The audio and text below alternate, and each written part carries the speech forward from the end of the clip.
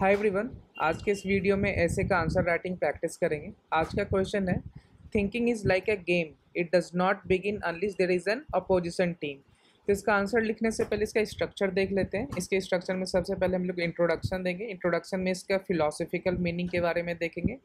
Then फिर historical perspective में Gandhi versus Sardar Patel के व्यू के देखेंगे। पॉलिटिकल में GST implementation, farm bill and demonetization के बारे में जानेंगे। सोसाइटल पर्सपेक्टिव में हम लोग women's right and movement and Dalit empowerment movement के बारे में इसके बारे में लाइट डालेंगे। और इन्वायरमेंटल में silent valley controversy, विजहीन jam project के बारे में बात करेंगे। सिमिलर वे में साइंटिफिक पर्सपेक्टिव में हम लोग quantum mechanics and theory of evolution के बारे में लिख सकते हैं।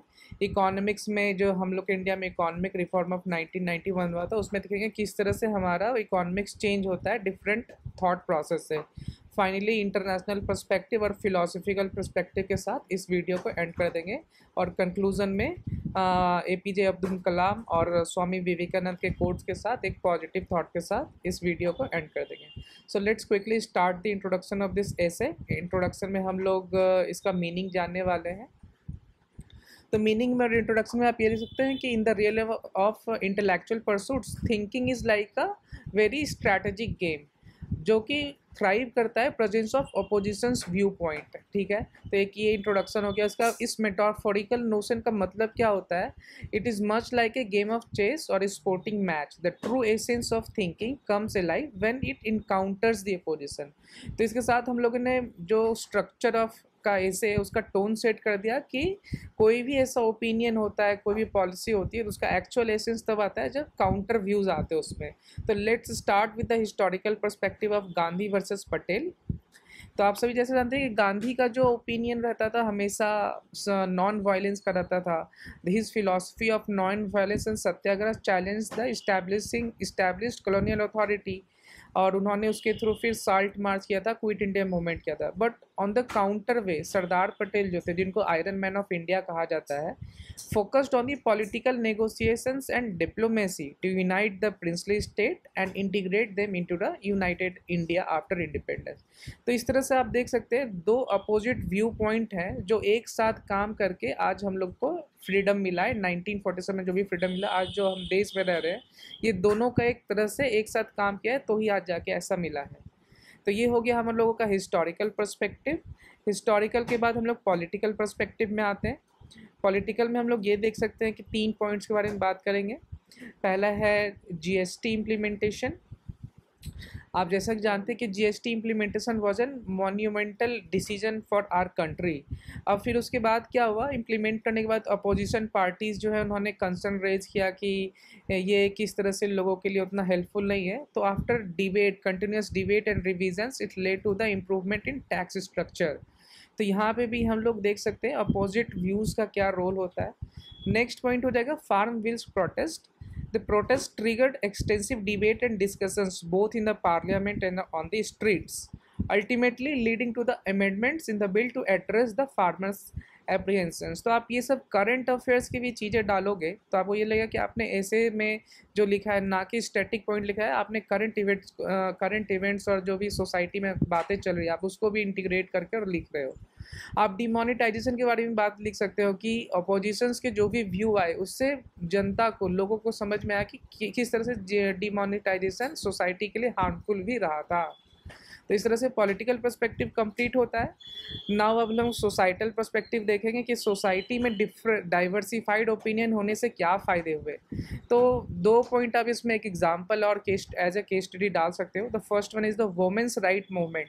द वुमेन्स राइट मूवमेंट आप जैसे activist like Raja Ram Mohan Roy, Jyoti Rao Phule challenge the prevailing norms and advocate for the women's education and social equality, जिसके कारण क्या हुआ, बहुत सारे लीगल रिफॉर्म्स आए, सती प्रथा को हटाया गया, उनका एजुकेशन के लिए लॉ बनाया गया, चाइल्ड मैरिज को ख़त्म किया गया। तो ये वुमेन्स राइट मूवमेंट का इम्पैक्ट था। उसी तरह से आप दलित के लिए भी देख सकते हैं। दलित एम्पावर मूवमेंट जो था like BR Ambedkar, they champion their cause and advocating their social justice and equality. आज जो रिजर्वेशन जो हमारे संविधान में और सोसाइटी में है, ये इसका रिजल्ट है कि दलितों को उनका हक मिल सके। तो इसके साथ हमारा सोसाइटल पर्सपेक्टिव कंप्लीट होता है। Next we will talk about the environmental perspective, जिसमें कि हम लोग केस स्टडी देंगे साइलेंट वैली कंट्रोवर्सी का और विजहीन जैम प्रोजेक्ट का।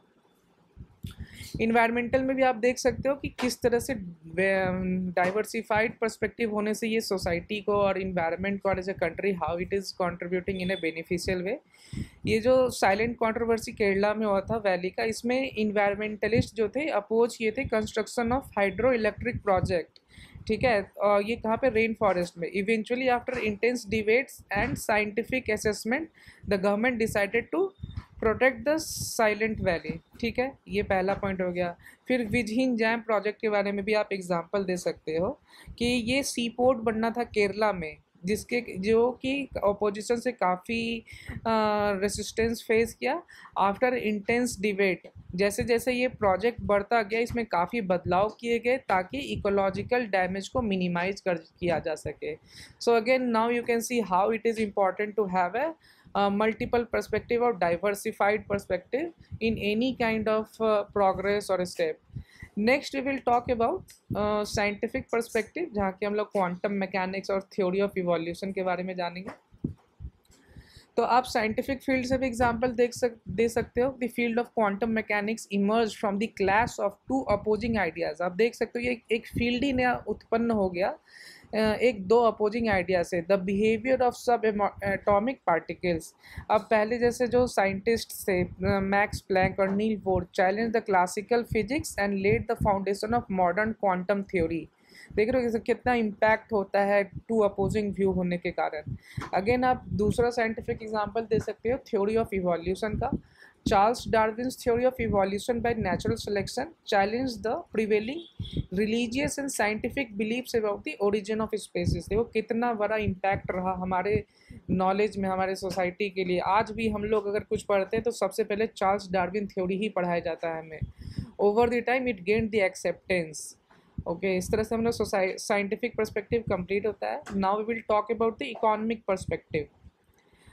आप जैसे जानते हो कि हमारे देश में इकोनॉमिक रिफॉर्म 1991 में आया था, तो ये डायरेक्टली इस तरह का जो भी रिफॉर्म था वो नहीं आ गया था। स्टार्टिंग में ये पॉलिसी बिल्कुल ही अलग थी, इसके बारे में हम लोग जानते हैं। The economic reforms of 1991 India serves as a prominent example of economic policy infused by the different economic theories. वो कैसे? तो स्टार्टिंग में जो इंडियन इकोनॉमी का थ्योरी था वो केंसियन से इंस्पायर था, ठीक है। But later on with debate with the modification it went to the classical economics, ठीक है, जहाँ पे ये it was the based on the market place और the open economy based India की इकोनॉमी को बनाएगा। इस तरह से भी देख सकते हैं कि किस तरह से कंट्रास्टिंग व्यू के साथ इंडिया में इकोनॉमिक पॉलिसीज चेंज हुए और आज इसका बहुत ही ज़्यादा बेनिफिट हो रहा है। नेक्स्ट हम लोग इंटरनेशनल पर्सपेक्टिव के बारे में जानेंगे, जहाँ की will talk about India China border dispute और अभी जो भी चल रहा है रशियन यूक्रेन वॉर के बारे में, किस तरह से कंट्रास्टिंग एग्जाम्पल है, विल सी। आप जैसे कि जानते हो कि इंडिया चाइना में काफ़ी डिस्प्यूट चलते रहता है in the areas like Doklam और Ladakh. Has been the both countries take opposite stand, दोनों का अपोजिट ओपिनियन भी होता है। However instead of escalating it to a full blown military confrontation, मतलब बिना युद्ध किए दोनों देश खुद से समझौता करके इसको शांत किए हुए हैं। दोनों के अपने अपने जो भी सोच है उनके विचार को रखा जाता है और समझा जाता है। इसी का आप अपोजिट देखोगे तो जैसे रशियन यूक्रेन वॉर है, वहाँ पे वॉर क्यों हो रहा है? क्योंकि ना ही रशिया यूक्रेन के व्यू पॉइंट को समझने को तैयार है, ना ही यूक्रेन रशिया के व्यू पॉइंट को समझने को तैयार है। तो इससे क्या होता है, एस्केलेट होके वॉर होने लग गया। इससे क्षति किसको हो रही है? इस countries like Ukraine and Russia को क्षति हो रही है। यहाँ से ये सीखने को मिलता है कि अपोजिंग और अपोजिट व्यूज़ को इक्वल रिस्पेक्ट एंड एक्सेप्टेंस होना चाहिए। फाइनली हम लोग फिलोसॉफिकल पर्सपेक्टिव देखेंगे, जिसमें कि यूटिलिटेरियनिज्म के बारे में बात करेंगे और डोंटोलॉजी के बारे में बात करेंगे। अब जैसे कि इस दो डिफरेंट अपोजिंग फिलोसॉफिकल पर्सपेक्टिव है, जैसे कि classical ethic debate between utilitarianism which focuses on maximizing the overall happiness and deontology which emphasize on the moral values and duties। तो ये दोनों काफ़ी कंट्रास्टिंग हो जाते हैं, but still they exist in the society for the betterment. इसका example आप दे सकते हो, यूटिलिटेरियन परस्पेक्टिव में justify certain policies based on the greater goods, while deontology में argue for the inviolability of the individual rights. तो आप इसे फिलोसफिकल पर्सपेक्टिव भी दे रहे हो। इससे क्या होता है, इतने सारे पर्सपेक्टिव देने से ये होता है कि आप मल्टीपल व्यूज़ आप प्रेजेंट कर रहे हो अपने एग्जामिनर को, ताकि आपको मैक्सिमम मार्क्स मिलेगा। फाइनली हम लोग कंक्लूजन देंगे एक पॉजिटिव वे में। इन कंक्लूजन में हम ये देख सकते हैं, it becomes evident that thinking is indeed like a game, it is truly does not commence unless there is an opposing team. हमारी सोच तब तक नहीं शुरुआत होती जब तक कोई अपोजिंग व्यू नहीं आता है हमारे सामने।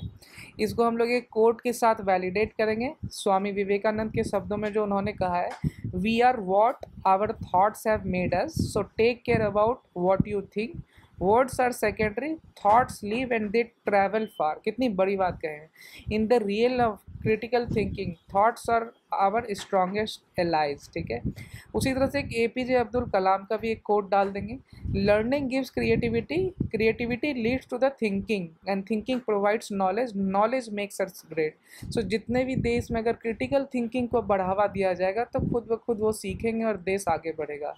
इसके साथ फाइनली एक कंक्लूसिव वर्ड लिखेंगे, so let's cherish the opposition team for it is in the crucible for of differentiating idea that we find the sparks of greatness and the seeds of better tomorrow।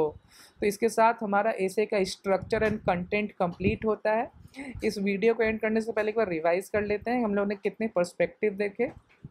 First of all historical देखा, Gandhi versus Sardar Patel, फिर political में different bills के बारे में देखा, societal में reservation और women's right movement के बारे में जाना, इन्वायरमेंटल में केरला के 2 प्रोजेक्ट्स के बारे में जाना, साइंटिफिक में evolution theory and quantum mechanics को देखा, इकोनॉमिक्स में इकोनॉमिक रिफॉर्म ऑफ 1991 के बारे में जाना, और finally philosophical and international perspective के साथ हम लोगों ने इस कंटेंट को एंड कर दिया।